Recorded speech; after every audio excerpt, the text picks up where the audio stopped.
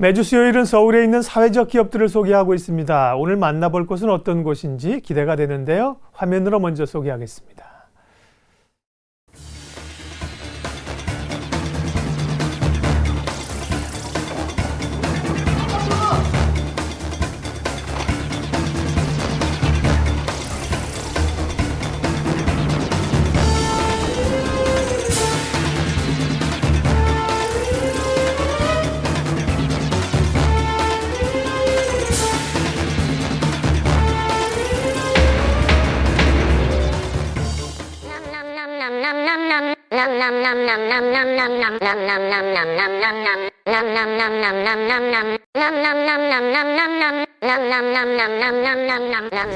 저희 소풍 가는 고양이는 18세에서 24세의 비진학, 미취업 청소년들을 위한 공정하고 공평한 일터이고요. 이 친구들이 자신의 일자리를 만들거나 또는 또래 친구들에게 일자리를 제공하기 위해서 도시락과 다과 등을 판매하고 있습니다. 저희 회사는 청소년들이 주주이기도 하고 회사 임원이기도 해서 같이 회사를 운영하는 방식으로 진행하고 있습니다.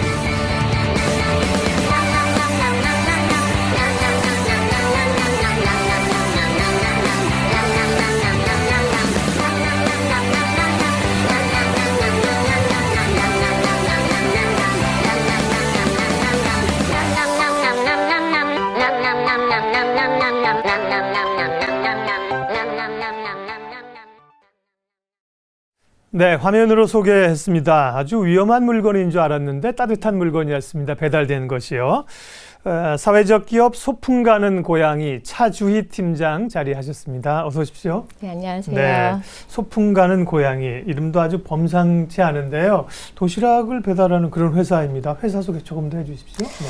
네, 단아하고 깔끔한 맛있는 먹거리로 일상에서 즐기는 작은 소풍을 선사하는 저희 소풍 가는 고양이는 주식회사 연금술사가 운영하는 작은 가게인데요.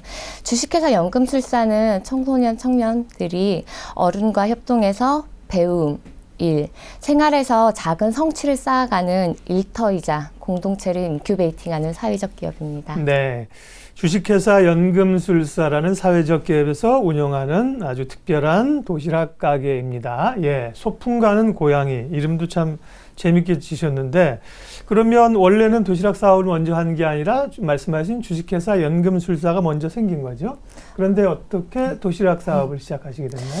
예. 네, 그 연금술사는 사실 서울시립 청소년 직업체험센터, 일명 하자센터라고 하는 곳에 그 2년 기한의 청소년 자립 프로젝트였어요. 네. 네, 그때만 해도 그리고 저희 대표님 모두 이렇게 도시락 가게를 하고 있을 거라고는 상상을 네. 못했는데요.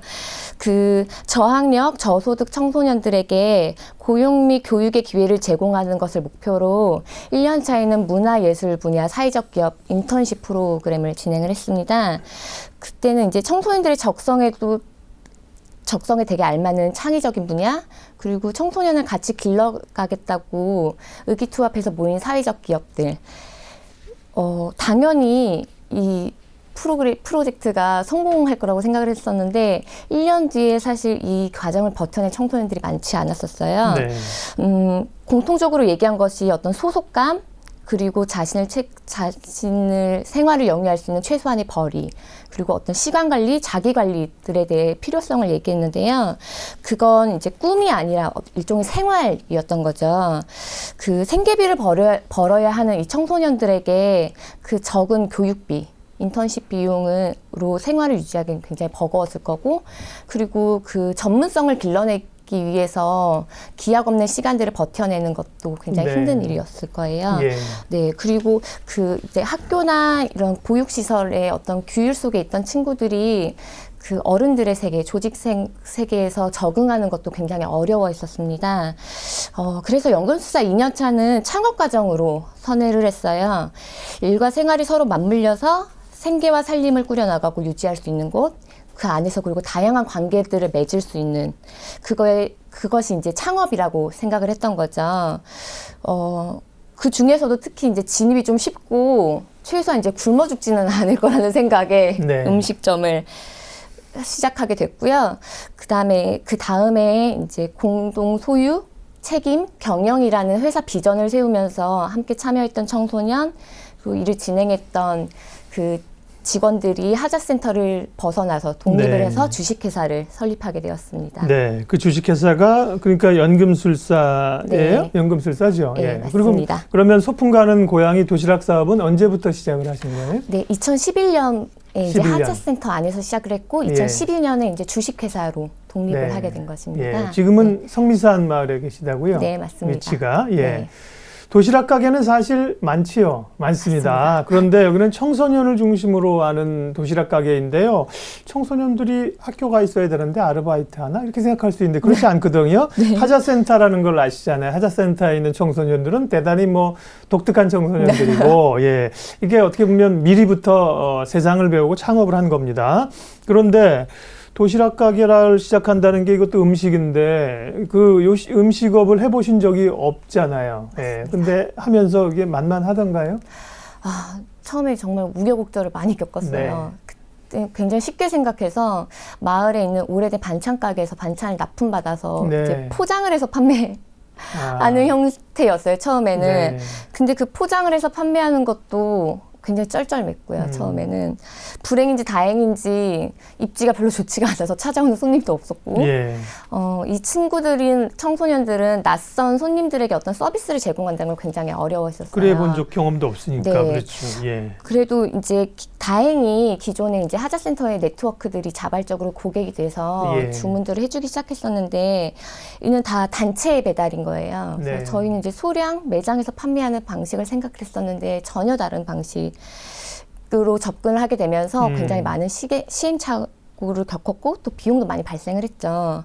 그리고 이제 무엇보다 저희 이제 모두의 생계가 걸려 있는데 돈을 잘 벌어야 되잖아요. 네. 잘 벌려면은 맛이 좋아야 한다는 그렇죠. 그런 기본 중에 기본을 이제 절감하게 된 거죠. 그래서 이런 여러 가지 우여곡절을 겪으면서 사실 운영 방향이 아예 초반에 싹 다 바뀌게 됐어요.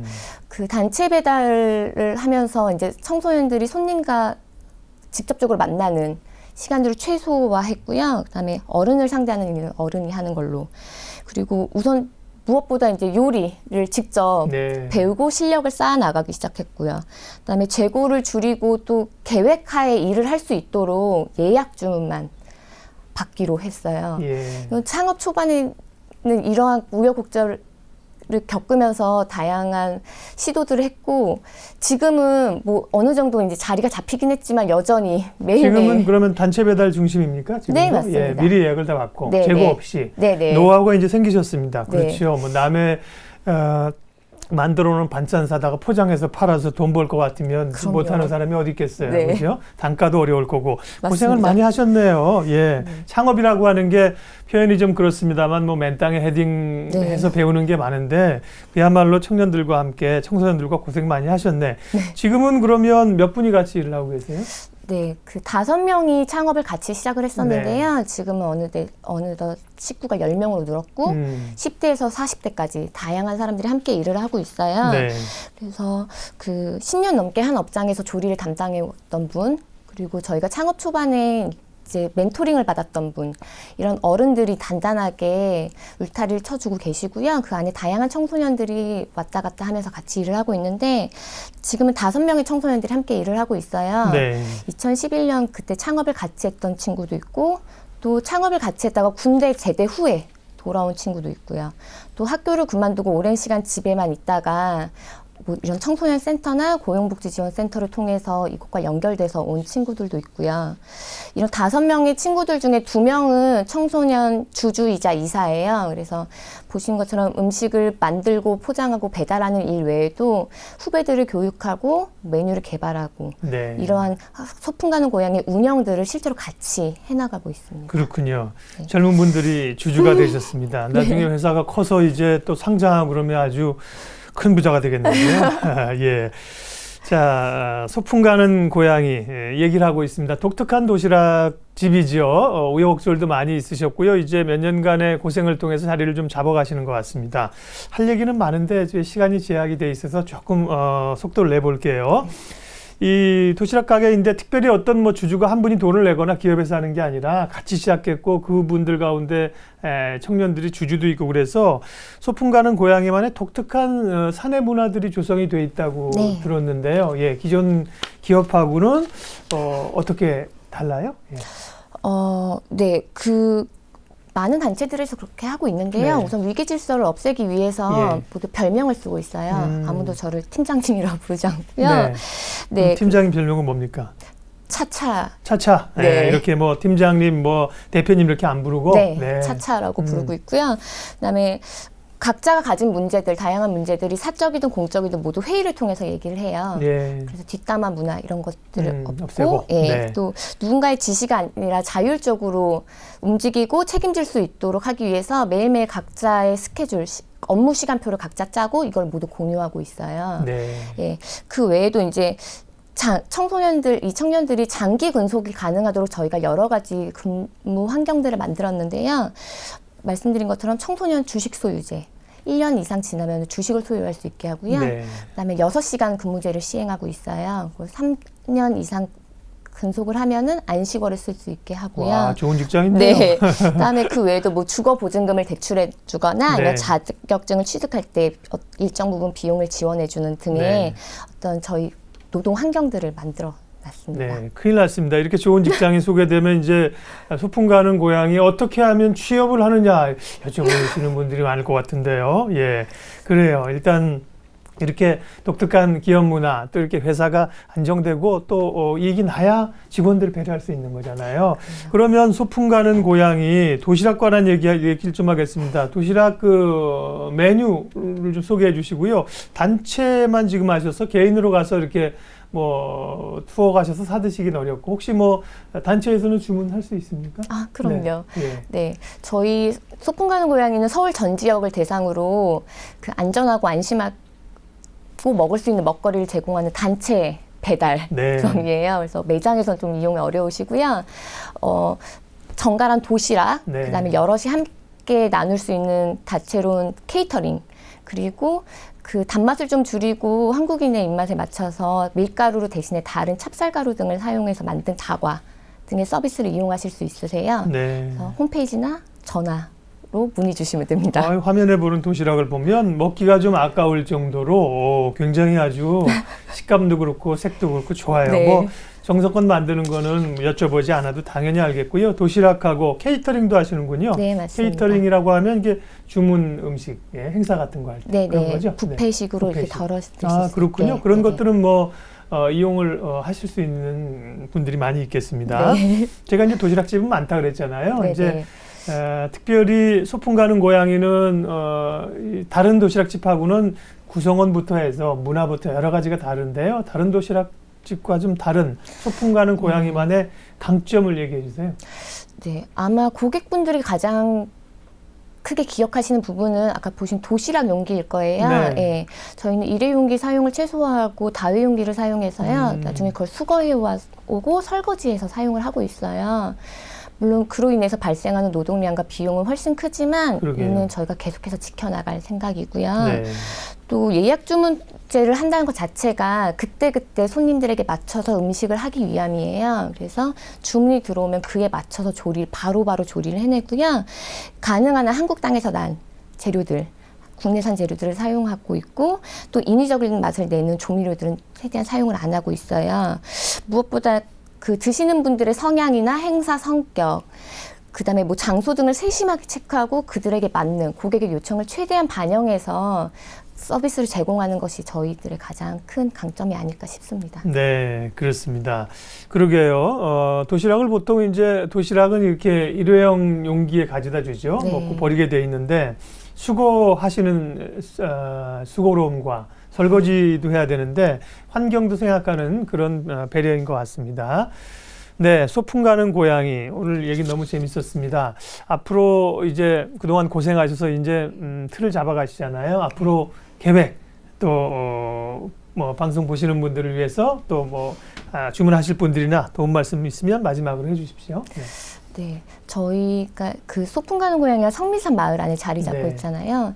사실 저희는 굉장히 작은 가게이긴 하지만 지금까지 돌아보면 저희도 마을 안에서 어떤 작은 경제 체계를 만들고 있었던 것 같아요. 그러니까 저희가 주로 망원시장과 생협을 이용하게 되는데 저희만 먹고 산 게 아니라 네. 그들에게도 저희도 하나의 큰 고객이었던 거죠. 그래서 앞으로는 좀 더 이 관계들을 단단히 해가면서 동네 안에서 마을 안에서 되게 사랑받는 가게가 되고자 하는 게 저희의 목표이고요.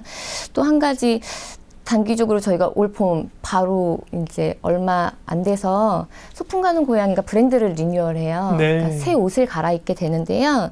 많은 분들께서 어떤 낯섦보다는 어떤 응원과 지지로 저희를 바라봐 주셨으면 하는 게, 반겨주셨으면 하는 게 저희의 바람이에요. 그래서 옷을 갈아입긴 하지만 최고로 맛있는 음식, 그 다음에 성실한 노동, 정직한 가격으로 고객들을 만나겠다는 이 실천들은 변함이 없을 테니까 앞으로도 많은 기대와 사랑 주셨으면 좋겠습니다. 네, 사람의 인생의 이야기를 쭉 들을 시간이 많이 필요한 것처럼 기업도 사실 걸어온 길에 관한 이야기들이 많이 있습니다. 특별한 도시락 가게 있습니다. 소풍 가는 고양이. 그동안의 이야기를 충분히 좀 듣지 못해서 아쉬운 감이 있는데요. 예, 피크닉캣.com. 네, 네, 맞습니다. 특별하게 홈페이지를 제가 한번 언급해 드립니다. 홈페이지에 가서 보시면 또 함께 도울 일과 참여하실 일들도 있지 않을까 생각됩니다. 사회적 기업 소풍 가는 고양이 차주희 팀장님 오늘 함께 했습니다. 고맙습니다. 네, 감사합니다.